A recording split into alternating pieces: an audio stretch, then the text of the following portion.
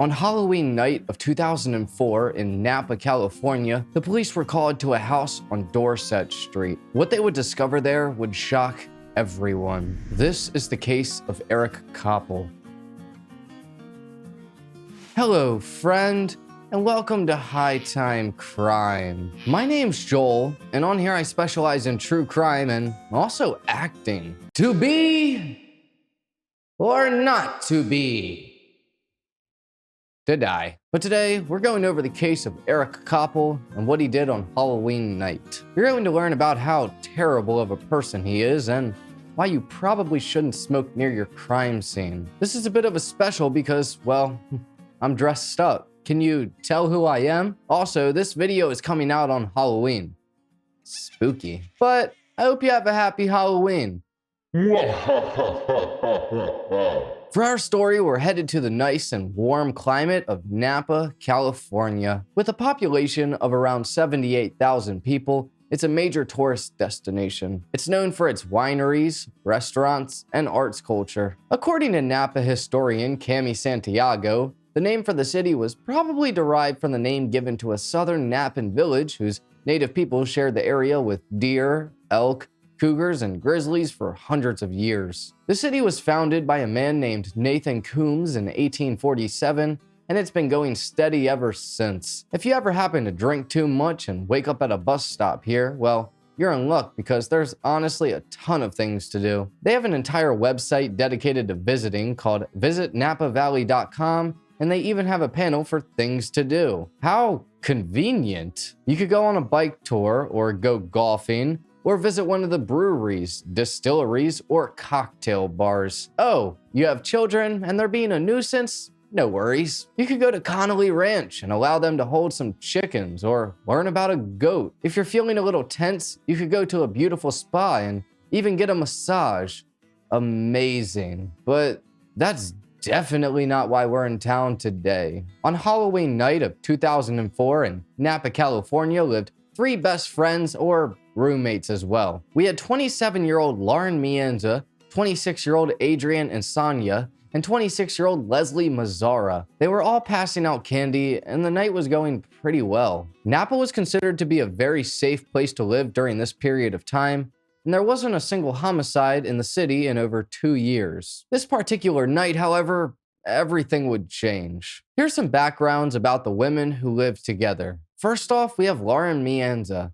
Now, I don't know too much about her besides the fact that she was an all-state athlete with a political science degree. While living with the other women, she was working as a volleyball coach at a community college. Next, we have Adrienne Michelle Insania, and she was born on December 30th of 1977 to Arlene Allen and Tony Insania. While growing up, she attended local schools in Calistoga. She had a love for all the communities that she lived in, and she was a student athlete. She was considered to be outgoing, funny, strong, and tough. She was also a longtime Girl Scout and actually a Girl Scout troop leader, an officer in the Society for Civil Engineers, and she would help design and build concrete canoes to enter in competitions. Adrienne played volleyball, softball, and she also volunteered in numerous charitable activities. When she was 16, she cheated death by surviving a near-fatal car crash. The car rolled 3 times and she struck her head on the pavement through an open window. She ended up suffering temporary brain damage, and this made her have some memory loss. Adrienne ended up fighting through this and healed overall pretty well. She started to excel in school and ended up earning a scholarship to California Polytechnic State University. Her dream was to become an engineer, and she ended up making that dream come true. She graduated in 2001 with a bachelor's degree in civil engineering. It wasn't long before she would resettle in Napa, getting hired by the Napa Sanitation District as an assistant engineer. A little bit after this, Adrienne started dating a man named Christian Lee. The relationship between them was very rocky,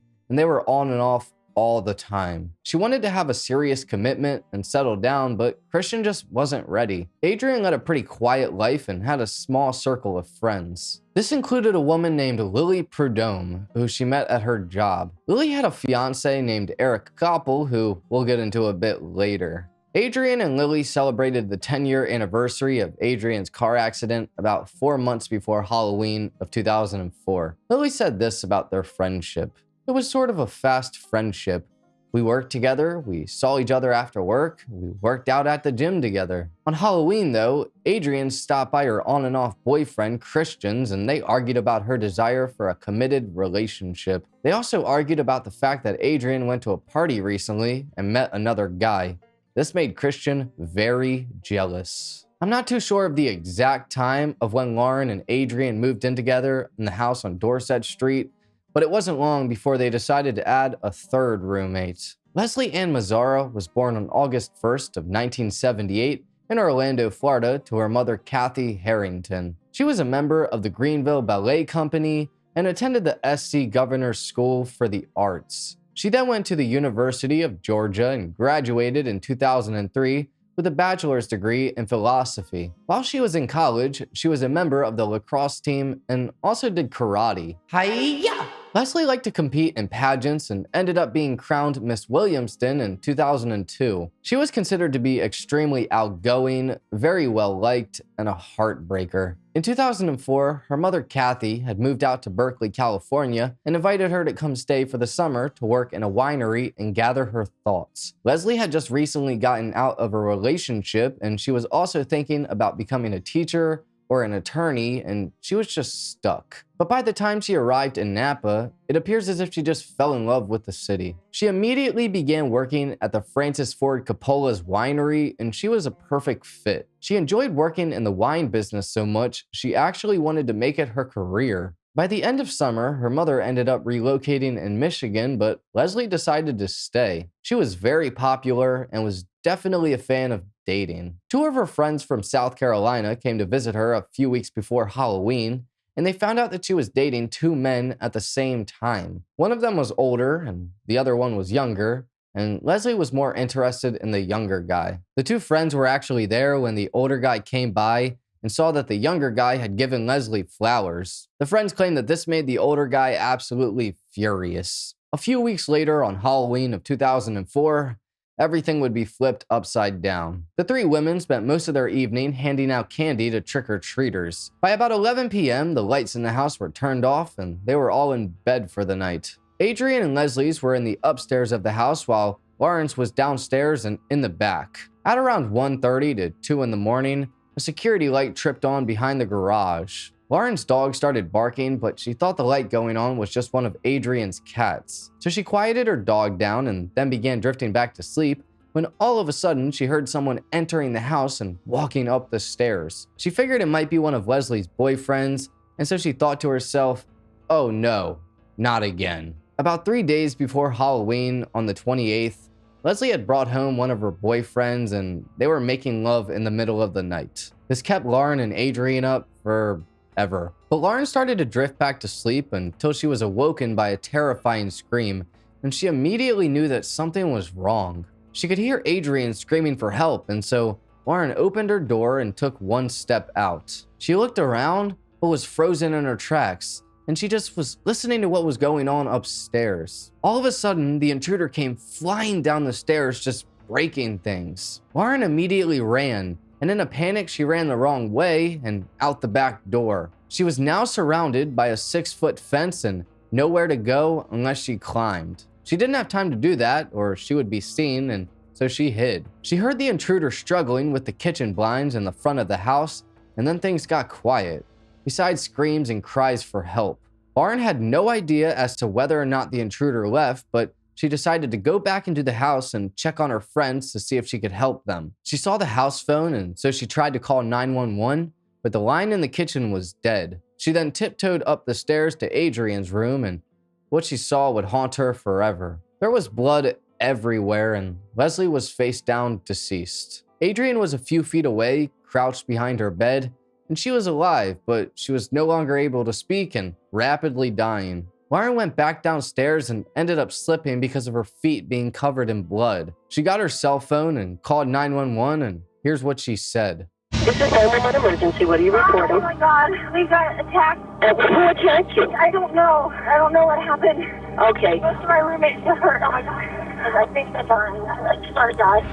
Do you know who might have done this? Oh God. Her cell phone line then went dead, and she thought that the intruder could still be near, and so she dashed to her car and eventually was able to call 911 again while driving away. Paramedics would soon arrive at the house on Dorset Street and were met with an incredibly gruesome scene. Leslie was dead as soon as they got there, and Adrian ended up dying very shortly after. Lauren didn't see the assailant, but she heard pretty much everything. Now the city of Napa would be on high alert and very concerned about what just happened. Was a serial killer on the loose? Or was this someone close to the girls that wanted revenge? Rumors started to go around that Leslie and Adrian were mixed up with some bad people and they were the target of a hit. Another rumor is that Francis Ford Coppola, who owned the winery where Leslie worked at, had mob ties and the ladies were a collateral damage. Obviously, this wasn't true, but the people in the city were terrified. The investigators had no idea what they were in for or the ride that they would be taken on for the next year. There wasn't an obvious motive that stood out as to why the women were murdered, and they figured it wasn't going to be an easy case to solve. For several days, crime scene investigators had looked over the house. The intruder entered through a push-up window located in the front of the house. They dropped a packet of zip ties and then went upstairs to the girls' rooms. The investigators thought that because they found them, the perpetrator came up with a plan to bind the girls. The police took all the blood evidence they could for analysis. A blood stain on the wall indicated to the detectives that the perpetrator was probably right-handed. They ended up receiving 71 pieces of evidence, which surpasses what DNA experts typically see in their labs. Within these pieces was a few cigarette butts that were found outside the house. None of the girls smoked, and so the authorities believed the attacker had waited outside, smoked a few cigarettes to build up their courage, and then entered the home. Some of the blood evidence they found ended up not being Leslie's or Adrian's, and so it appeared as if the killer wounded himself. There was also some of his blood on the blinds that he left out of. DNA evidence, however, showed no matches in their database and there was no further leads. The police really wanted to figure out who the culprit was, and so they started to dig a little bit deeper. Leslie's computer was searched and an email from one of her ex-boyfriends was discovered. They had broken up years earlier after he proposed to her and she turned him down. He then started reaching out to her not too long before she was murdered. On Halloween night, the father of a man Leslie had broken up with had tried to call her several times. That's a bit weird. The father of a man she broke up with. To the police, Leslie seemed to be the intended target, and they thought that she may have crossed paths with someone that grew obsessed with her. Whoever had murdered these women had waited outside the house for a long time before making their move, and it was clear to the police that this wasn't random. After the police had interviewed over 1,500 people, obtained multiple DNA samples, and looked into pretty much everyone that the women were associated with, they really didn't have much. They figured out that the brand of cigarettes that were being smoked were called Turkish Gold, a variation of Camels, and that they'd only been on the market for a short period of time. The police then sent the cigarette butts out to be tested and see if they matched the blood that was collected on the blinds. While they waited, they looked further into the women. Leslie had several admirers and was really liked by guys. One of her college boyfriends, Brian West, had even went as far as buying her a car after 2 to 3 months of knowing her. She drove the car for a while and they decided they weren't going to be together, and so she gave it back. After they broke up, Brian built a webpage tribute for Leslie and he absolutely idolized her. Honestly, very weird. Can you imagine you break up with someone and they make an entire website dedicated to you? Yikes. Leslie also dated a man named William Lee Youngblood Jr. and he was a lawyer. They were together shortly before she moved to Napa. She said to some friends she could have married Lee, but his dad made her feel uncomfortable. His name was William Lee Youngblood Sr., and he was also a lawyer. He constantly called their house to talk to not William, but Leslie. William Sr. started calling her all the time, even to the point that she stopped answering the phone. It appeared as if he became obsessed with her. William Sr. was the man who called Leslie on Halloween night. When he was asked about this, he said that this was an untimely coincidence and he was not infatuated with Leslie. Both him and his son agreed to provide DNA samples, and neither of them proved to be a match. Back in Napa, the investigators looked into a man Adrian dated named Christian Lee. They were on and off again, and sometimes the relationship would cause Adrian pain. Occasionally, she would go to work crying and talk to her coworkers about her problems. The Napa police would end up going to Christian's house and pounding on his door. He was fast asleep and was startled by the sound. He opened his door and about 5 detectives were there ready to ask him questions. The police asked him to come out of his room and asked him if he had any weapons. He told them he had a knife in his room and asked if he could get it for them, and they said no, just point out where it is. The police collected the knife, took samples of blood, took some of his clothes, took the sheets off of his bed, and took him down to the station for further questioning. For weeks, Adrian and Christian were arguing about commitment problems, but Christian has never touched a woman out of anger in his life. He ended up coming back squeaky clean and his DNA was cleared. At this point in time, the police were baffled, but they weren't going to give up without a fight. And soon, everything would be revealed to them. Lily Prudhomme, one of Adrian's best friends, had been having trouble with her fiancé around the time of Halloween 2004. They had called off their wedding and had some really bad issues between each other. They were originally set to get married on November 1st in Hawaii, and if they had gone through with it, Adrian and Lauren would have been there with them. A few months after the women were murdered, Lily and Eric rekindled their relationship because Lily began to think that life was too short and they would soon have their wedding. Arlene, Adrian's mother, was invited to the ceremony and actually read scriptures to the couple. Lily had absolutely no idea of the monster of the person that she just married, or where he has been, or what he has done. Somebody out there knows something. Somebody would have had to notice a friend of theirs acting strange, or, had bruises. It doesn't seem like somebody could just walk away from it and be fine. By the summer of 2005, the police were at a bit of a loss after interviewing over 1,500 people and ruling everyone out. They tested several hundred different DNA samples and none of them were a match. 11 months after the murders in September though, this would all change. The cigarette butts that were found outside of the home finally came back from the lab, and the results were interesting to say the least. The saliva on them matched the DNA that was found inside of the house. The police decided to publicly release the evidence about the cigarette butts and the fact that they were Turkish gold. When the murders happened, the Turkish gold cigarettes had only been on the market for about 4 months. And due to a new break in technology by a guy named Tony Ferdakis, the police were able to figure out a lot about who this guy was. They knew that he was most likely white and had blonde hair and either blue or green eyes. Only 5 days later, and the police made an arrest,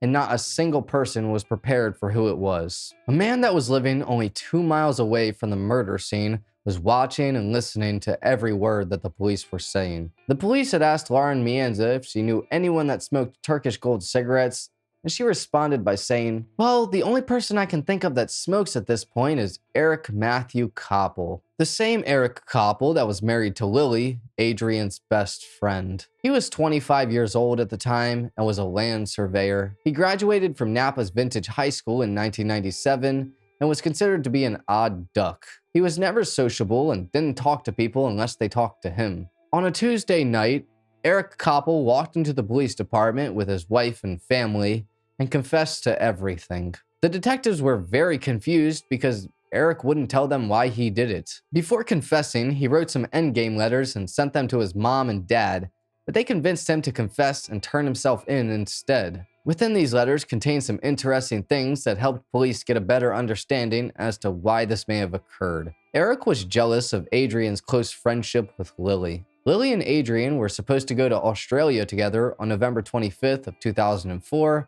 and climb Sydney's Harbour Bridge. And if you remember, Lily and Eric were supposed to get married on November 1st, the day that Eric struck. So here's what really happened on that fateful day. On Halloween night, Eric went to a party and ran into Lily. According to witnesses, the two argued about Eric wanting to set a new date for their wedding, but Lily wasn't interested. He started to feel like his relationship with her was slipping away, and so he left the party and returned home. At about 12 to 1 in the morning, he started to feel very lonely and angry on what should have been his wedding day. Specifically, he got angry at Adrian and in his mind began to blame her for everything that was happening. He told cops that his memory about what happened next is sketchy. He claimed that while he had some memories of leaving his house and taking a knife, that he has no idea how he ended up at the house on Dorset. Eric remembers smoking a cigarette out front and going inside of the window, but after that he claims that his eyes were closed. That's a very weird claim to make. But when he was asked about what he did with his bloody clothes, he said that he went home and started a fire in his fire pit and then he burnt his clothes and shoes. But what really happened though is when Eric arrived at their house, he stayed outside for a while, smoked a few cigarettes, and paced around. He then crept into the house through the window he pried open with a knife and dropped a thing of zip ties. I'm not too sure if he cut the phone line or not, but he may have. Investigators believe that Eric may have had no idea that there was a bedroom downstairs, and if he did, Lauren may have not made it either. Eric then walked up the stairs, and Leslie's bedroom was the first room at the top of the stairs. He killed her first and then went across the hall to Adrian's room, and she fought back very hard. While in the process, Eric cut his hand and started bleeding profusely, and so he rushed out of the house. By the next year, December of 2006, Eric Copple pleaded guilty to 2 counts of first-degree murder, and he was sentenced to life in prison without the possibility of parole. If he didn't plead guilty, he would have been eligible for the death penalty. Eric said many things while speaking in court, but one of those is this: "I am a broken man, a man splintered by a penetrating awareness of my own potential for wickedness. While I cannot fathom the full extent of the anguish that I have caused, I recognize that my sinful deeds have inflicted terrific agony on a number of people. The words evade me to articulate the depths of my sorrow." What did I just read? This guy must think he's very, very smart, but I think that he is much, much worse than a broken man. Adrian and Leslie were 2 young, bright women with their entire lives ahead of them. They had both entered the world with different paths and enjoyed different things, but found friendship. It's very sad that neither of them were able to live out their days to their fullest potential, and I genuinely hope they're both resting peacefully and that their families are hopefully finding some closure. As for Eric Copple, he did one of the worst things imaginable for no real reason at all. He was jealous over his fiancée and her friendship, and believed that his relationship with Lily, which he called the singular ray of light in his black world, was in peril of collapsing. He believed that Adrian was poisoning Lily's feelings for him, and that he had to stop her, and he just so happened to take Leslie with her too. When Lily filmed this interview and she said what she said, which I'll play it again here. Somebody out there knows something. Somebody would have had to notice a friend of theirs acting strange or, had bruises. It doesn't seem like somebody could just walk away from it and be fine. Eric was in the room with her, and she had no idea the monster that was right next to her. It's awful to know that people like him exist, and I hope prison is treating him terribly. But anyways, thank you for watching this episode of High Time Crime. If true crime is your thing, then please subscribe and hit the like button because that's all we do. I also have a second account with my brother where we tell stories about everything paranormal. This includes true crime, mysteries, and things that are just downright spooky. I'd greatly appreciate if you subscribe to that too. I hope you have a great rest of your day. Take care, friend. Heidi ho, friends till the end.